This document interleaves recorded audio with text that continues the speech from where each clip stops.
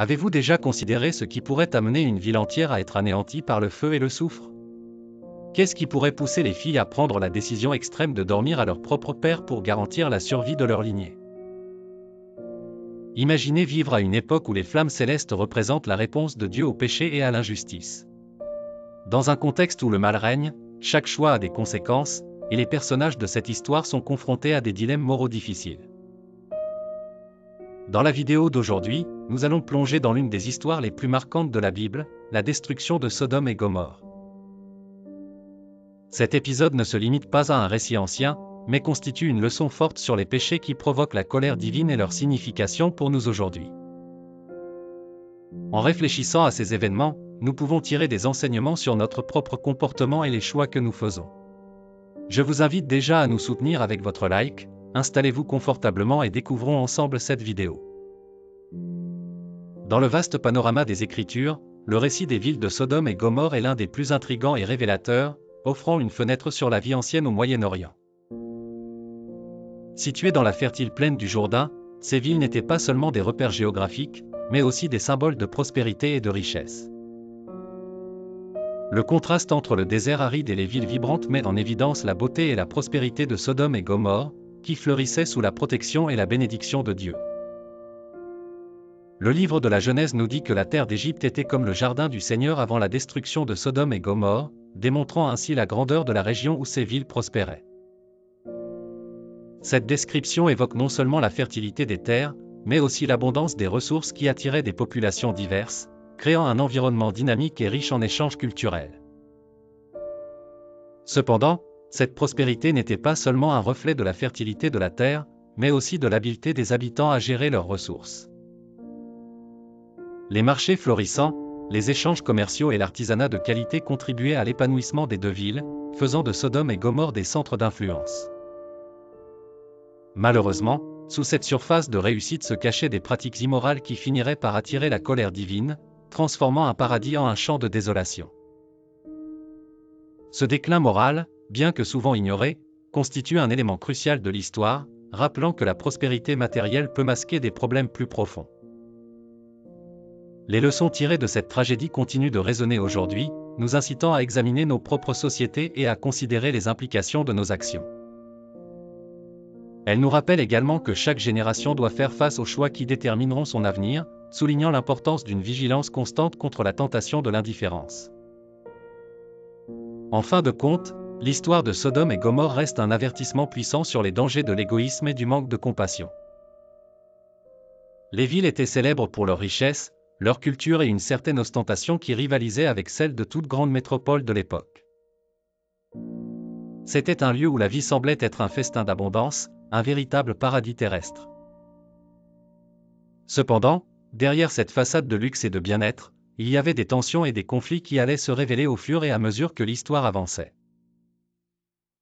Alors que Sodome et Gomorrhe se distinguaient par leur opulence, il était crucial de comprendre le contexte historique et géographique qui façonnait ces sociétés. Les villes étaient situées près de ce qui est aujourd'hui la mer Morte, dans une région qui offrait toutes les conditions nécessaires à la prospérité économique et culturelle. Ce cadre idyllique semblait idéal pour une vie florissante, attirant des populations en quête de succès. Mais à mesure que l'histoire se déroulait, nous découvrons que cette même prospérité devenait le théâtre d'une grande décadence morale. En effet, les comportements immoraux et les injustices croissantes allaient finalement attirer la colère divine. Ce contraste entre l'abondance extérieure et le déclin intérieur est une leçon précieuse pour nous, nous rappelant que la richesse matérielle ne garantit pas une société juste et vertueuse. Cela nous pousse à réfléchir sur notre propre société et à évaluer comment nous utilisons nos ressources. Sont-elles mises au service de la communauté ou de l'égoïsme? Cette réflexion est essentielle, car elle nous invite à considérer les valeurs que nous défendons dans notre propre vie. En fin de compte, l'histoire de Sodome et Gomorrhe nous rappelle l'importance de l'intégrité morale et des choix justes, afin d'éviter de répéter les erreurs du passé. Il est crucial d'apprendre de ces récits pour construire un avenir meilleur, où le bien-être collectif prime sur les intérêts individuels.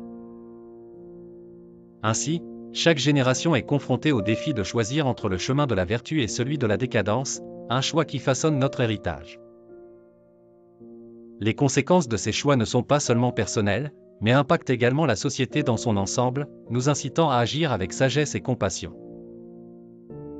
La Bible déclare « Et les hommes de Sodome étaient méchants et grands pécheurs contre l'Éternel », révèle la Genèse, préparant le terrain pour le drame qui allait suivre. Dieu avait béni ces villes avec des ressources abondantes, mais à mesure que leur moralité déclinait, la relation entre prospérité et droiture devenait de plus en plus compliquée. La Bible est claire en décrivant que malgré l'abondance, il y avait un éloignement croissant des principes divins, un phénomène qui était sur le point de provoquer des événements de grande envergure. C'est ici que nous commençons à comprendre les véritables conséquences de la décadence morale et la nécessité urgente de réfléchir sur les valeurs qui soutiennent la justice et la sainteté. Cette déviation éthique ne concernait pas seulement les individus, mais affectait également la société dans son ensemble, créant un climat d'injustice et de souffrance. Les habitants de Sodome et Gomorrhe semblaient ignorer les avertissements divins, se perdant dans un mode de vie qui rejetait toute forme de responsabilité morale. Ils avaient choisi de vivre dans une illusion de sécurité et de prospérité, se détachant des vérités fondamentales qui devraient guider leurs actions. Ainsi, l'histoire de ces villes est un appel à l'éveil, une invitation à questionner nos propres choix et nos comportements quotidiens. En effet, la prospérité ne doit jamais être un prétexte pour justifier l'immoralité, mais plutôt un moyen d'élever nos valeurs et de promouvoir le bien-être collectif. Alors que nous examinons cette tragédie, il est essentiel de nous rappeler que chaque génération est confrontée à ce même choix crucial, vivre selon les principes de droiture ou céder à la tentation de l'égoïsme et de la corruption. Les leçons de Sodome et Gomorrhe résonnent à travers le temps, nous incitant à rechercher la sagesse et la vertu dans notre propre vie, tout en restant vigilants face aux défis moraux qui se présentent à nous. Ces villes, qui autrefois brillaient de prospérité et de richesse, étaient plongées dans des pratiques qui choquaient non seulement leurs contemporains, mais aussi les fidèles de Dieu à toutes les époques. Le prophète Ézéchiel décrit l'état de Sodome de manière poignante. « Voici quelle fut l'iniquité de ta sœur Sodome, orgueil, abondance de pain et insouciance, elle et ses filles ne donnaient pas la main à la pauvre et à la nécessiteuse. » Ézéchiel 16e chapitre, 49e verset.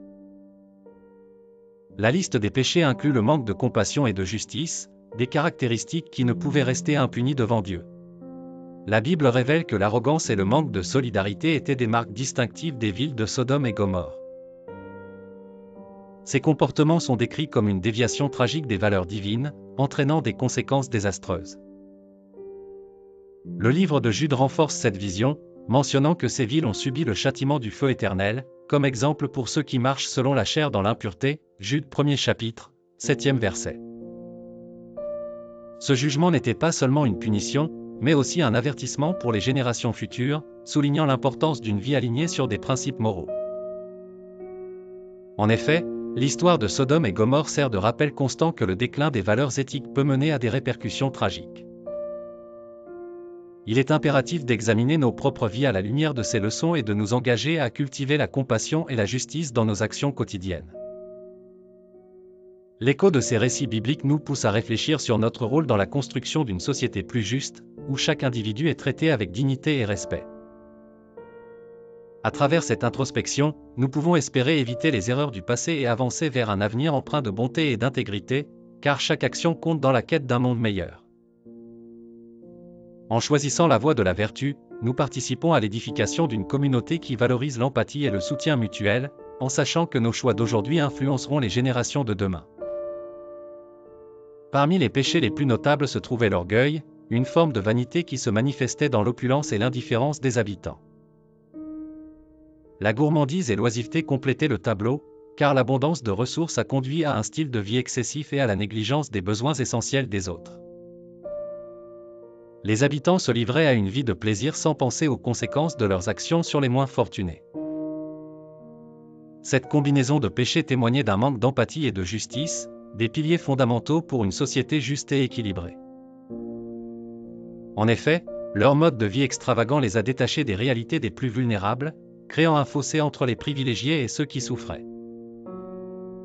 Les cris de ceux qui étaient opprimés par la pauvreté et l'injustice ne résonnaient guère dans les murs dorés de ces villes prospères. Au lieu de prêter attention aux souffrances de leurs semblables, les habitants s'enfermaient dans leur confort, convaincus que leur richesse leur offrait une certaine invulnérabilité. Ce détachement émotionnel non seulement exacerbait la misère des opprimés, mais affaiblissait également les fondements moraux de leur société. En fin de compte, cette indifférence collective était un miroir de leur déclin, une ombre grandissante sur l'éclat de leur prospérité. Les conséquences de cette inattention allaient se révéler tragiques, mettant en lumière l'importance cruciale de la solidarité et de la compassion dans la construction d'un avenir meilleur pour tous.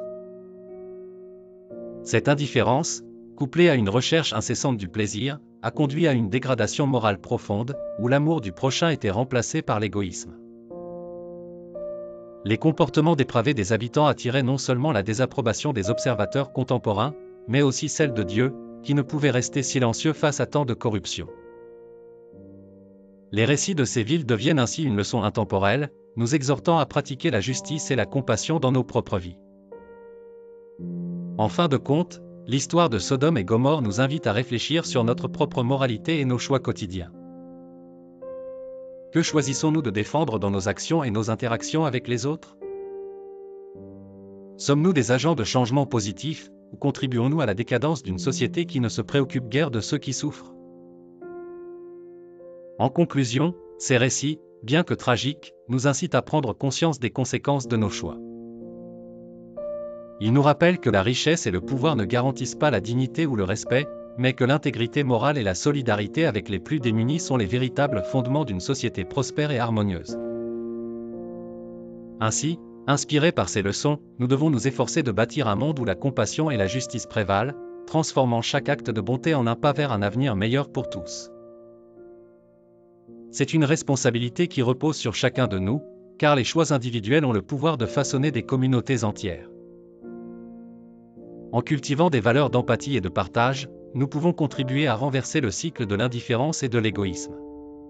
La mémoire de Sodome et Gomorrhe doit servir de phare pour guider nos actions, nous rappelant que chaque geste de solidarité peut avoir un impact durable. Dans cette quête de justice, il est essentiel de s'unir et de s'inspirer mutuellement, car ensemble, nous avons le pouvoir de créer un changement positif. Que notre héritage soit celui d'un amour inconditionnel et d'une détermination à bâtir un avenir plus lumineux.